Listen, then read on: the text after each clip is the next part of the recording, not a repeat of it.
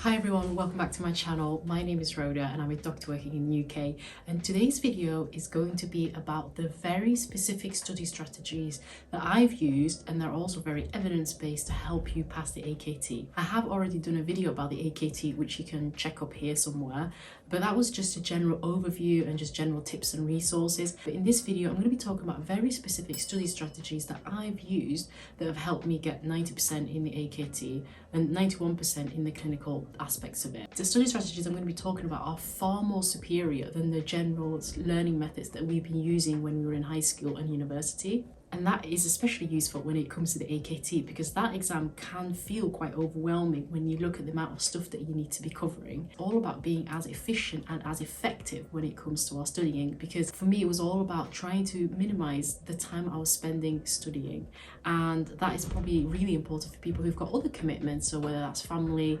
work, etc. etc. So without further ado, let's get into it. So the first thing I'm going to talk about is something called elaborative rehearsal, and this is actually a much deeper way of processing information than just trying to memorize the CKS guidelines or trying to memorize the answers to questions. We're studying for the AKT, and this is the applied knowledge test. Elaborative rehearsal is different in the sense where we're trying to actually understand the information, so understanding the why and the how of information that's being presented to us. That is the easiest way to help you learn the guidance, but also knowing when to apply this guidance to very specific scenarios, which is what the questions are going to be like in the AKT. So how can we apply this why and how of understanding in a very practical sense? So an example I'm going to be using is the management of diabetes.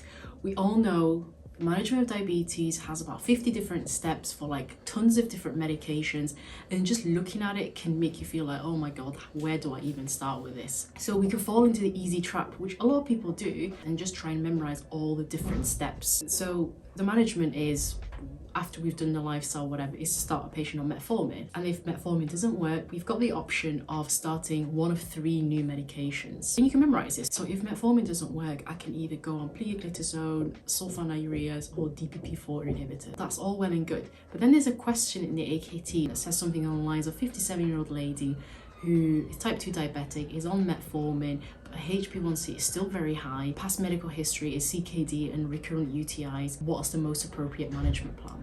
And then you're like, oh, I've memorized this, so it's one of those 3 medications I can go on. But the problem is, all those 3 medications are also in the answers, but you have to pick one. That's when you fall into a bit of a tricky situation.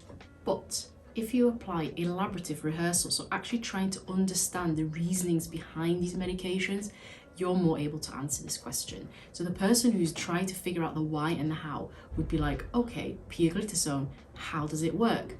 It releases sugar into the urine. Okay, that puts the patient at increased risk of things like UTIs and thrush. And that might not be appropriate because this lady has got recurrent UTIs. How do sulfonylureas work? They stimulate the beta cells to release insulin. That's a risk of hypoglycemias. It's excreted through the kidneys. This lady's got CKD. I might not choose that answer. Might go for the DPP-4 inhibitors.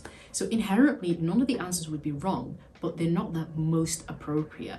So really taking the time to understand the why and the how of information that's being presented to us will make our studying so much more effective, and also we're more likely to remember and more likely to recall. And that brings me to conceptualized understanding, and that is where we're trying to group similar information together and actually try and form links between the information, so that over time we form like a map of all this different information. The idea is one piece of information should be able to trigger a cascade of all the bits of other information to be recalled. And how do we put this into practice when it comes to studying for the AKT? I'm going to use diabetes as an example. So when we're covering diabetes, you're covering the management plan, the causes, the diagnosis, the risk factors, etc, etc. But then there's other bits to it as well. So DVLA guidelines for things like insulin and group 1 and group 2 drivers. There is gestational diabetes, there's diabetes in pregnancy, there's type 1 diabetes, there's the complications of it. There's a whole host of other things. And we can easily cover DVLA guidelines as like a separate entity in isolation and just memorize all the different guidelines for all the different conditions. Or we can cover gestational diabetes and diabetes in pregnancy when we're covering gynecology. But what I tried to do was, when I was covering diabetes, I would cover all those other bits within that umbrella of diabetes. So when it comes to DVLA guidelines, when it was gestational diabetes, rather than studying specific pieces of information in isolation. And the point here is trying to contextualize the information and actually help us consolidate that in our brains. And that brings me into my next strategy, which is active recall. And I cannot emphasize this enough of how important and how superior it is to just the usual reading, taking notes. And I've talked about this in my previous video, and I'm going to go through a little bit more detail in this one.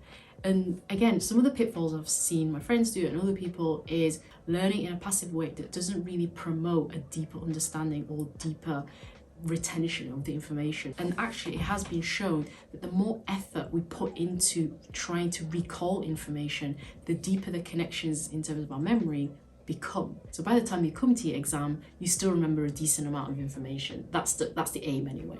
A form of active recall is a Feynman technique.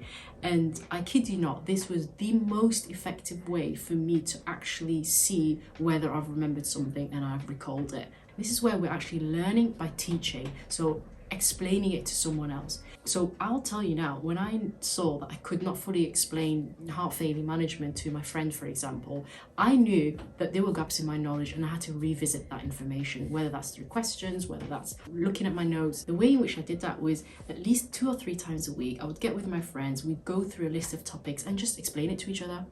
And if you can't do that, you can speak in the mirror, you can speak out loud, it doesn't matter, as long as you're explaining it in some way or the other. The other one is brain dumping. So COPD management I've tried to learn. Let me see how much I can remember. Get a piece of paper and draw out the stepwise management of COPD. Once you've drawn it out, you can see where there's weaknesses in the knowledge. Oh, okay, I can't do it fully. That means I need to revisit the information again. Again, that's a form of active recall. Another ways are obviously questions. So questions are not the before, they're actually the after. So the way I was using questions was to assess myself and actually recall information rather than just trying to do questions and memorize the questions and the answers, which is the trap people can fall into. So again, questions is a form of active recall. Then there's other things like flashcards, etc. We've done all of that. We've used our active recall.